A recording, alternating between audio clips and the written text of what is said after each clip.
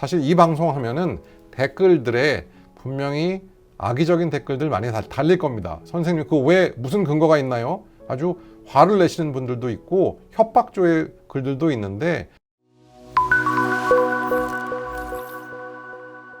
안녕하세요. 유방건강TV 대림성모병원 김성원 박사입니다.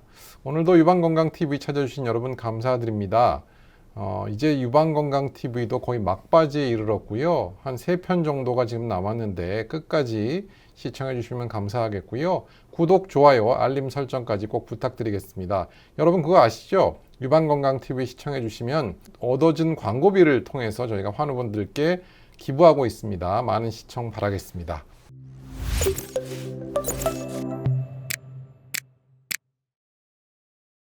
자, 오늘 정말로 핫한 프로젝트입니다. 유방암의 좋은 음식, 그 오해와 진실이라는 제목으로 시작해 보도록 하겠는데, 사실 유방암 환우분들이 정말 먹는 거에 관심이 많으시죠. 그래서 오늘 이 시간에는 어떻게 먹어야 할지, 무엇을 먹어야 할지, 어떻게 피해야 할지 등등을 한번 공부해 보도록 하겠습니다. 오늘은 어떻게 보면 조금 쉬운 제목이기 때문에 편안한 마음으로 또 일상생활에 꼭 적용해 보시면서 들어보시면 좋겠습니다.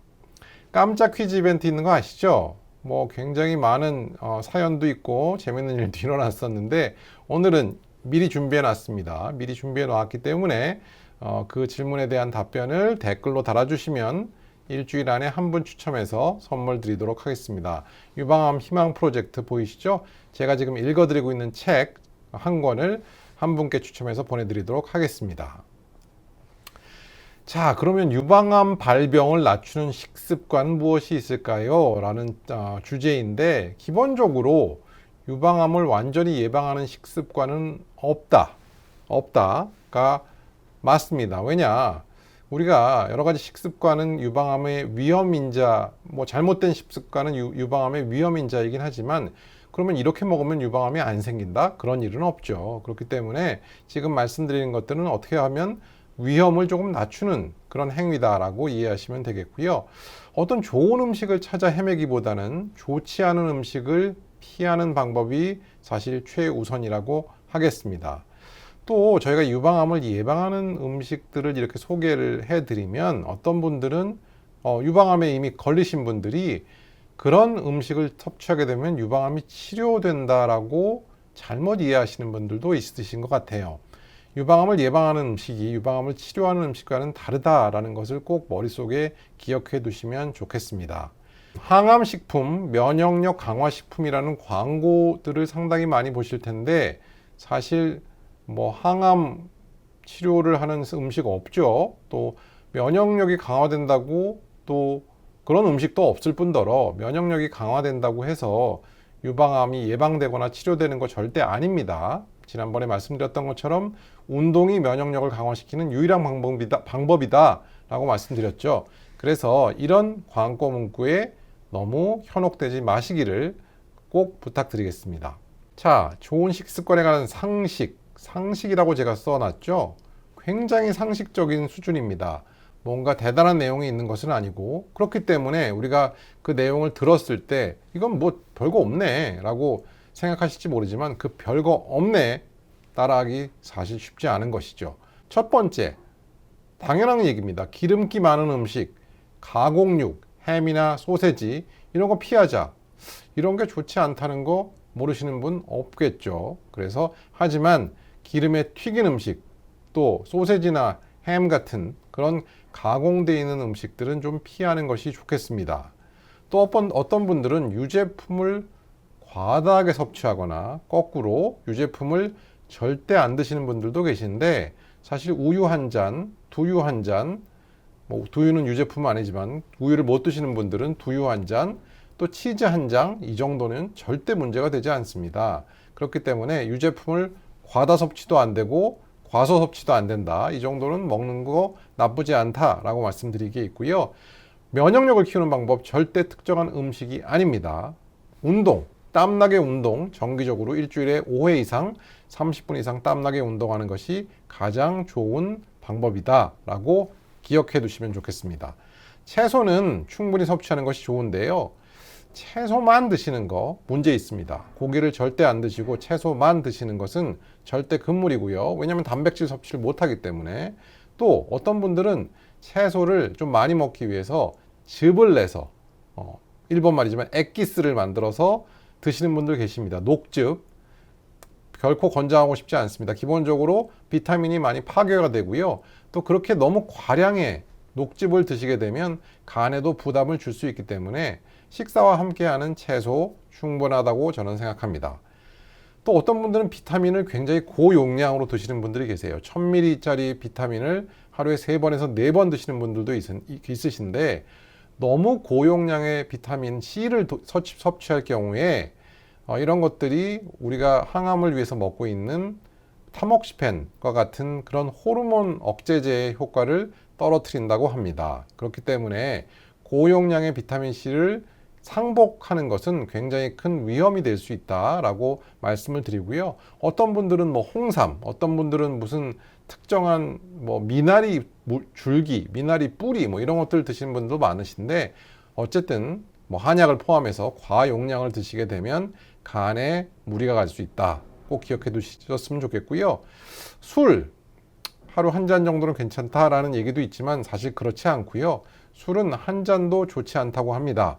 술을 먹게 되면 여성 호르몬의 레벨이 올라가게 되고 여성 호르몬 분비가 많아지면 결국 유방암의 재발이 증가하겠죠. 그렇기 때문에 술은 한 잔도 먹지 말자라고 꼭 말씀드리고 싶습니다. 그러면 과연 암 환자에게 최고의 밥상은 무엇이냐? 많은 환자분들이 선생님 전 뭘 좀 먹어야 될까요? 친구들이 이런 거 주는데 버섯 이런 거 주는데 어떻게 해야 될까요? 먹어야 될까요? 말아야 될까요? 저는 사실 특별히 몸에 좋은 걸 찾다가 탈이 나서 오시는 분이 굉장히 많다고 설명드립니다. 저는 그냥 원래 드시던 대로 유방암 걸리기 전날 드셨던 그대로 드시는 것이 가장 건강한 밥상이다 라고 설명을 드리고요.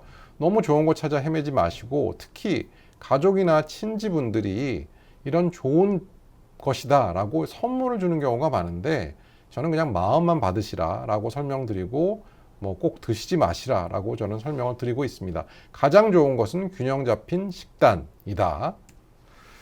선생님 저 암덩어리 떼어냈으니까 이제 저는 암 환자 아닌 거죠? 굉장히 긍정적인 마인드입니다.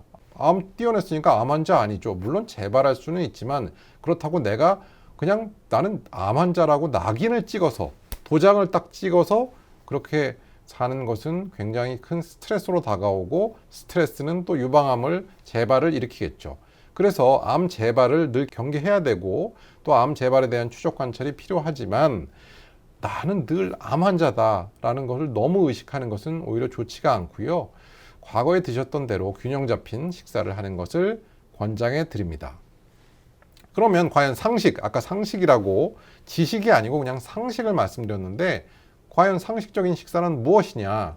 규칙적으로 삼시세끼를 잘 챙기되 영양소를 고루 섭취합니다. 이거 정말 재미없는 문장이죠. 특정한 음식을 먹어라. 뭐가 좋다. 이런 거 아니고 삼시세끼 잘 챙겨 먹어라. 굉장히 상식적이지만 사실 현대인이 따라하기 어려운 부분도 있습니다. 맵고 짜고 튀긴 음식 피하기. 맵고 짠 음식에는 나트륨이 많이 포함되어 있어서 여러 가지 성인병의 원인이 되고요. 또 맵고 짠 음식을 먹으면 결국은 밥을 많이 먹게 돼서 탄수화물을 과다하게 섭취하게 됩니다. 튀긴 음식에는 여러 가지 나쁜 지방질들이 많이 들어있기 때문에 고지혈증을 유발하게 되고 나아가서는 비만을 유발하겠죠. 그렇기 때문에 맵고 짜고 튀긴 음식 또 국에 밥 말아 먹는 거 이거 정말 좋지 않습니다. 국물에는 나트륨이 많이 포함되어 있기 때문에 역시 고혈압을 유발할 수가 있고요. 또 너무 심하게 되면 신장을 망가뜨릴 수도 있겠습니다. 그렇기 때문에 규칙적으로 식사하되 여러 가지 영양소를 골고루 섭취하고 맵자 튀 절대 하지 마시고 국에 밥 말아도 먹지 않기. 국은 건더기만 드시기를 권해드립니다. 음주와 과식을 피하고 적정 체중을 유지하기 세상에서 제일 힘든 거죠. 하지만 저 김성원 박사 지난 6개월 동안 13kg를 감량하면서 여러분들의 모델이 되고 있습니다. 그리고 이 유방암 희망 프로젝트가 끝나고 나면 이제 김성원의 어떤 다이어트 비법, 유방암 타파의 비법을 또 준비하고 있으니 많이 기대해 주시면 좋겠습니다. 어쨌든 음주와 과식은 안 좋죠. 왜? 술 마시면 음식이 그렇게 땡기죠. 또 술을 마시면 대부분의 안주가 짜고 매운 것들입니다. 또 술을 마시면 우리가 이성을 잃어요. 그래서 술을 먹다 결국은 해장을 한다고 여러 가지 라면 끓여 먹죠. 또 아침에 일어나서 굉장히 해장국에 밥 말아 먹죠. 모든 것이 좋지 않은 방향성으로 지나갑니다. 그리고 결국은 과식으로 이어지게 되죠. 그래서 적정 체중을 유지하는 데 문제가 많습니다. 그래서 음주와 과식은 피해라 라고 말씀드리고 싶습니다. 여러 가지 음식들이 있어요. 오메가3, 홍삼, 녹즙, 동충하초, 클로렐라, 상황버섯, 차가버섯, 노니주스. 저는 안 먹습니다. 저는 사실 이 방송하면은 댓글들에 분명히 악의적인 댓글들 많이 달릴 겁니다. 선생님, 그거 왜 무슨 근거가 있나요? 아주 화를 내시는 분들도 있고 협박조의 글들도 있는데 실제로 여기 써 있는 것들이 유방암을 예방하거나 더 오래 살게 했거나 사람을 그런 증거는 없는 것이죠. 우리가 어떤 음식이든 과용량을 섭취했을 때 상당히 큰 문제를 일으키는 것처럼 우리가 결국은 건강한 음식을 먹는 이유는 건강하게 살기 위한 것인데 사실 건강해진다는 증거는 없기 때문에 이런 오메가3, 비타민 혹은 홍삼, 녹즙 이런 것들에 들어있는 모든 영양소는 우리가 먹는 일반적인 음식에도 포함되어 있습니다. 그렇기 때문에 정상적인 음식을 통해서 이 안에 포함되어 있는 좋은 영양소들을 섭취해 드리길 권하는 것이지 오메가3가 나쁘다는 거 절대 아니고요. 버섯이 나쁘다는 거 절대 아닙니다.